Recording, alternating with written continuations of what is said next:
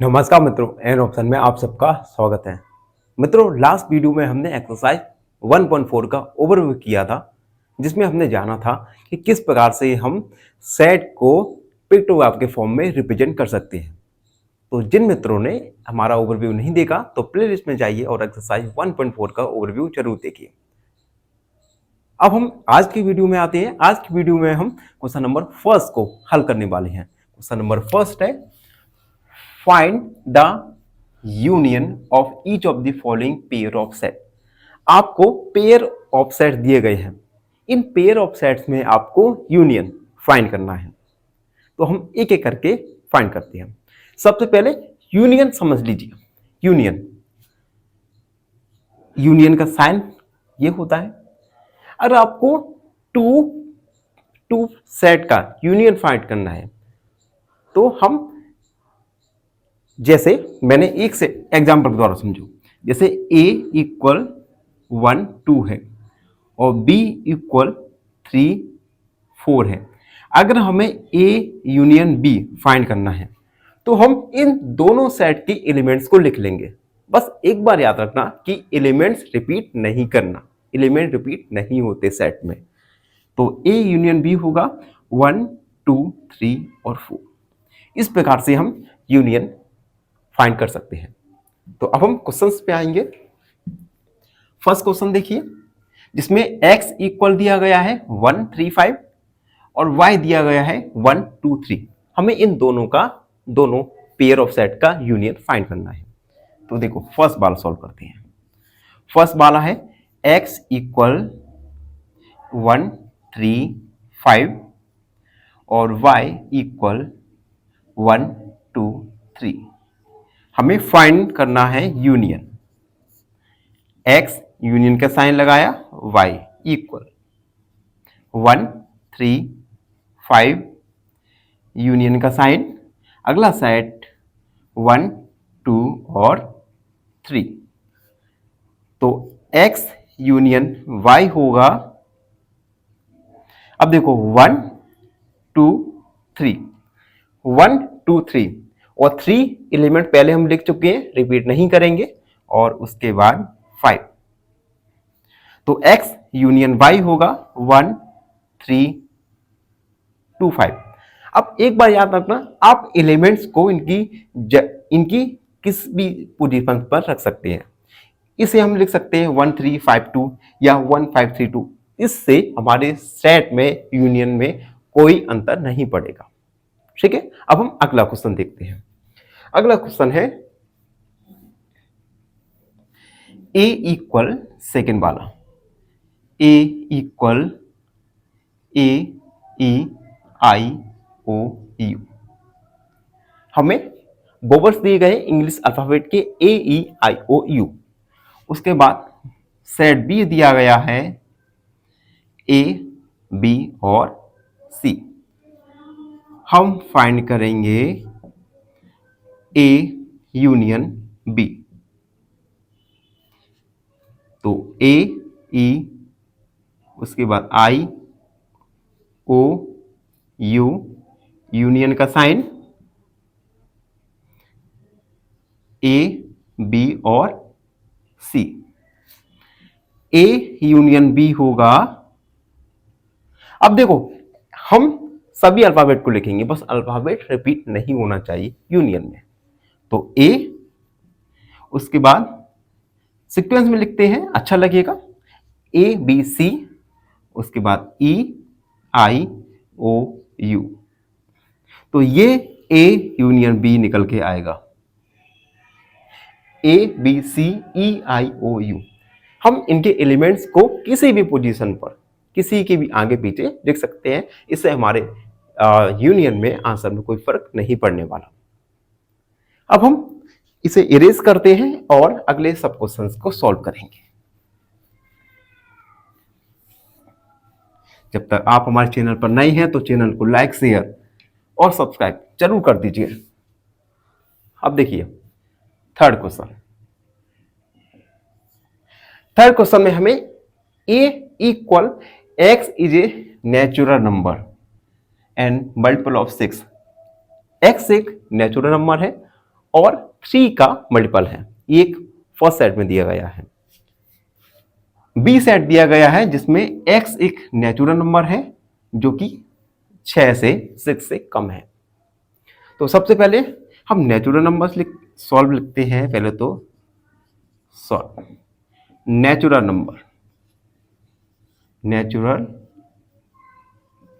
Numbers. अब आप सबको पता है नेचुरल नंबर 1 से स्टार्ट होते हैं और काउंटलेस यानी जिनका कोई एंड नहीं है। तो हम लिखेंगे 1 2 3 4 5 6 7 8 9 और डॉट डॉट ये जाता रहेगा। अब क्वेश्चन में क्या है, natural number and multiple of 3। Natural number भी लिखना है और जो कि 3 के मल्टीपल है। तो हम लिखेंगे मल्टीपल ऑफ 3, मल्टीपल ऑफ 3। 3 के मल्टीपल होंगे 3 और 6 9 12 15 और भी डॉट डॉट डॉट, क्योंकि ये भी एंडलेस होंगे। तो हमारा सेट ये बन जाएगा 3 6 9 12 15। ये सेट ए बन गया हमारा। अब बी सेट में इन्होंने कहा है कि x एक नेचुरल नंबर है जो कि 6 से कम है। तो हम लिखेंगे बी हमारा आ जाएगा 1 2 3 4 5, क्योंकि उन्होंने b का वैल्यू कहा है 6 से कम, तो 5 तक हो जाएगा। अब हमारे पास a भी है b भी है, दोनों के एलिमेंट्स भी हैं। तो अब हम यहाँ पे इजीली यूनियन निकाल सकते हैं। तो हम निकालेंगे a union b equal 3 6 9 12 15 dot dot dot dot, union का साइन 1 2 3 4 5। ठीक है। अब देखो a यूनियन b इक्वल, अब देखो यहां पे